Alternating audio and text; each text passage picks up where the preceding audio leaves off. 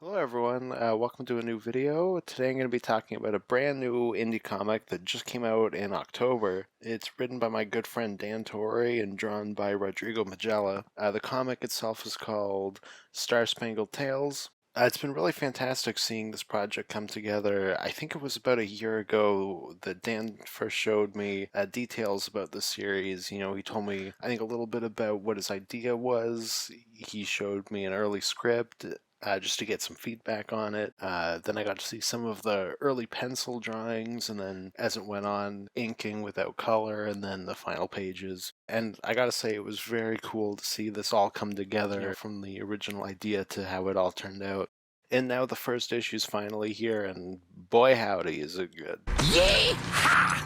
Ha!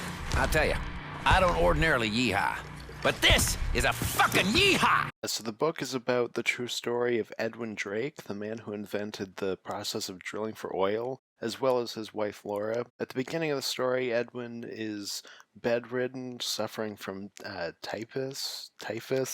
I probably butchered that pronunciation, but whatever. While Laura works her ass off in a horrible factory job. Just when everything seems to be as bad as they could possibly be, Edwin is visited by a spirit named Sergeant Spangle. Yes, this book's inspired by true events, but it's also very much looking at classic horror, EC Comics, Tales from the Crypt. There's also a lot of Stanley Kubrick in terms of its commentary on society, and I think it just really all comes together in a very cool package. So while Edwin is suffering in his bed and dying, Sergeant Spangle comes to him and offers him an escape, just a way to pull himself out of the gutter, really. That, of course, being the knowledge of oil and just how to collect it. So I think Dan does a really good job selling Spangle as more than a one-dimensional demon. He reminds me a lot of the Cenobites from Hellraiser, actually, where he comes off as seeing himself above, or at least beyond angels or demons. There's even a part where he gets a little offended when Edwin refers to him as a mere servant of the devil,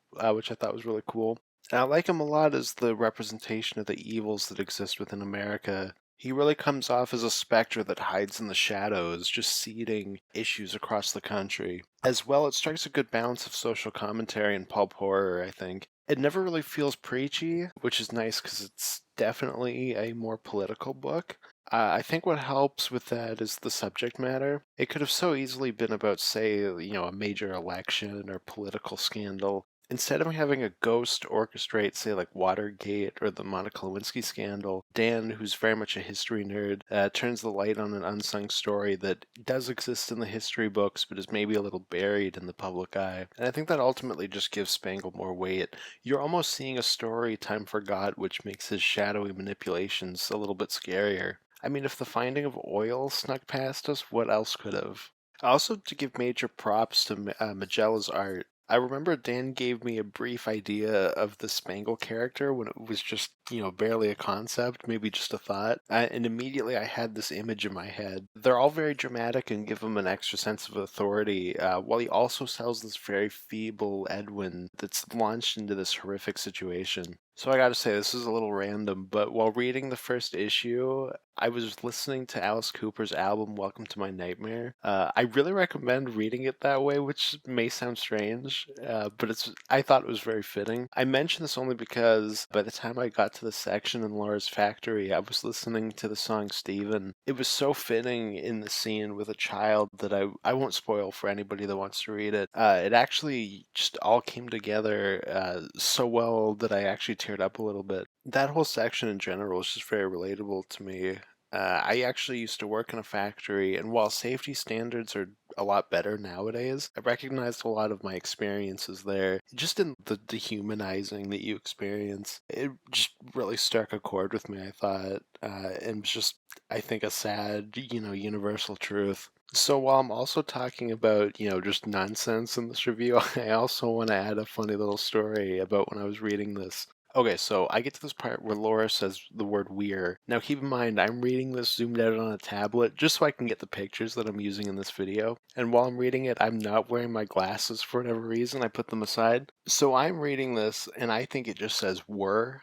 Now I'm fully prepared to give Dan some shit over this in the moment, and I'm like, you're about to get crapped on for this massive oversight that you missed, this giant issue with your comic. So a few pages later, and the word "we're" is back, same thing. But this time, I look a little bit closer, I zoom in, and I can see a slight apostrophe. So I go back to the first one, and yep, it is there.